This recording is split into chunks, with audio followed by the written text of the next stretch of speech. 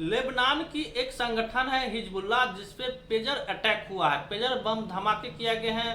Pager क्या है? तो पेजर 19 के दशक में एक मैसेज भेजने के लिए एक यंत्र आया था जो न सिग्नल से चलते थे और न उसका लोकेशन ट्रैक होता है।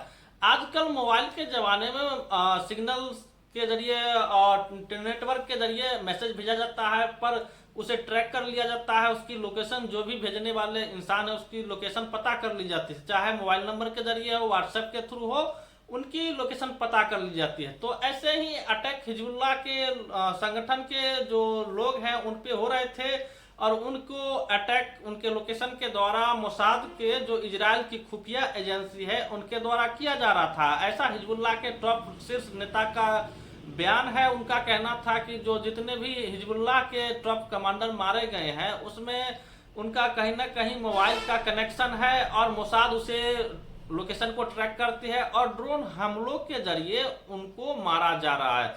तो हिजबुल्लाह ने एक बयान जारी करता है कि उनका कहना था कि अब मोबाइल, जितने भी टॉप शीर्ष अधिकारी हैं उनको कहा कि मोबाइल को या तो फेंक दो या किसी लोहे के बक्से में बंद करके कहीं रख दो या कहीं मिट्टी में दफना दो।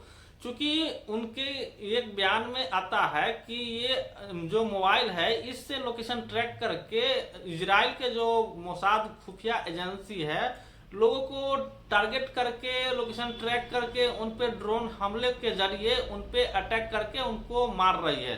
तो इसलिए उस शीर्ष नेताओं ने, हिजबुल्लाह के शीर्ष नेताओं ने ये फैसला किया कि अब हम पेजर का इस्तेमाल करेंगे मैसेज भेजने के लिए, क्योंकि मैसेज भेजना बहुत जरूरी है।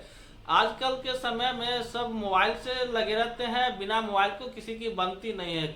दुनिया में जितने लोग हैं लगभग 90% मोबाइल का यूज करते हैं, और जिस तरीके से पेजर अटैक हुआ है अब तो ये भी शक गहराने लगा है कि मोबाइल से डिजिटल 5G के ज़माने में और नई टेक्नोलॉजी के ज़माने में किसी भी पर कितनी आसानी से अटैक किया जा सकता है। जैसे पेगासस को अभी कुछ ही दिन हुए थे जो काफ़ी मामला चर्चा में आया था कि पेगासस के जरिए ऑडियो सुना जा सकता है। अगर आपका कैमरा बंद है तो उसे चालू करके आपकी जासूसी की जा सकती है, आपका लोकेशन ट्रैक किया जा सकता था पेगासस के जरिए। तो वो मामला भी थोड़ा शांति हुआ था कि अब पेजर बम धमाके की ये न्यूज आ रही है। जो ताइवान की एक कंपनी है जिसने ये पेजर बनाने के लिए दूसरे कंपनी को अथॉरिटी दी थी 2022 में, और उस कंपनी को पेजर बनाने के लिए हिजबुल्लाह ने 3000 पेजर की ऑर्डर दी थी। पर ताइवान की कंपनी का कहना है कि हमने उसे ब्रांड वैल्यू के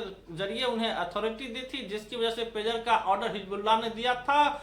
और हो सकता है जब इसकी खेप चली हो तो रास्ते में इसमें कुछ छेड़छाड़ टेक्निकली इसमें सॉफ्टवेयर है या कुछ ऐसे बम लगा के, चिप बम लगा के इसमें छेड़छाड़ की गई है।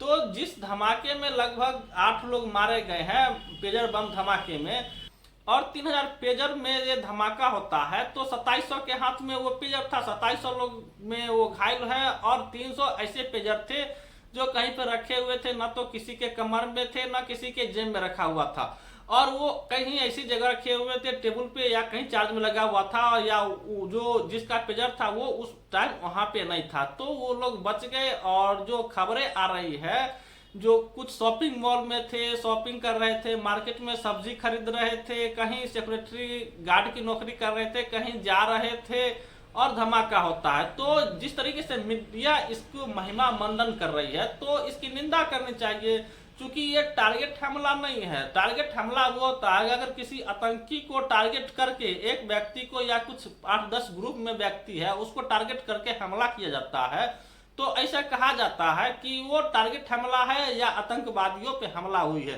पर जिस तरीके से जो आम नागरिक है उन पे हमला हुई है और मीडिया इसके महिमा मंडन कर रही है, मीडिया को तो इसको विरोध करना चाहिए, क्योंकि जो आम नागरिक है उनकी जान की सुरक्षा को क्या मीडिया को चिंता नहीं है? क्या सरकार इस पे कोई बहस करने के लिए तैयार है? क्या जो मोसाद ने ऐसे ऑपरेशन को अंजाम दिया, इससे पहले उसने सोचा नहीं था कि जिन लोगों पे ये अटैक होगा वो आम नागरिक भी हो सकते हैं? क्या वो सब के सब उनके हिसाब से आतंकवादी थे? तो अब समय बदल गया है। आप सोच सकते हैं पेजर पे जो जिसमें सिग्नल नहीं होते हैं उनमें भी चिप लगा करके हमला किया जा सकता है, अटैक हो सकता है। तो मोबाइल फोन कितना सुरक्षित है? आज के समय में लगभग 99% 90% के आसपास लोगों के हाथ में मोबाइल है। और ऐसे में इसमें एक बैटरी है लिथियम जिसमें भरी होती है, क्या उसमें भी विस्फोट किया जा सकता है? क्या उसके जरिए जासूसी तो होती थी, ऑडियो सुना जाता था, उनकी जासूसी की जाती थी, उनकी लोकेशन ट्रैक किए जाते थे, उनके पिछले बैकग्राउंड रिकॉर्ड को खंगाले जा सकते थे। पर अब जिस तरीके से अटैक की जो खबरें आई है ये काफी शॉकिंग है। जिस तरीके से कोरोना के समय में एक बायो वेपन की तरह कोरोना को यूज किया जा गया था, ऐसा कहा जा सकता है। तमाम देश के लोगों में, पूरे देश में, पूरी दुनिया में फैल गई थी और न जाने कितने लोग, अनगिनत लोग मारे गए थे। पर जिस तरीके से मोबाइल पे अब ये कितना खतरनाक हो गया है, सोचने वाली बात है। तो आप सोच सकते हैं समय कितना बदल गया है। ना अब बुलडोजर से, ना ही अब गोली चलाने की जरूरत है। अब मोबाइल पे बैठे बैठे हमला कर दो, धमाका कर दो और ब्लास्ट हो जाता है, सामने वाला घायल हो जाता है या मर भी सकता है।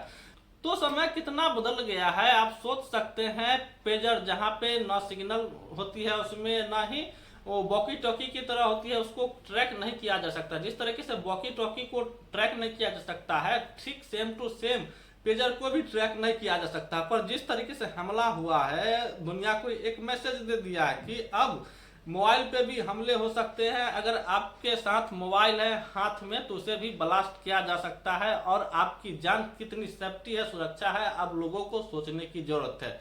आपकी क्या प्रतिक्रिया? कमेंट बॉक्स में अपनी प्रतिक्रिया दर्ज जरूर कर दीजिएगा।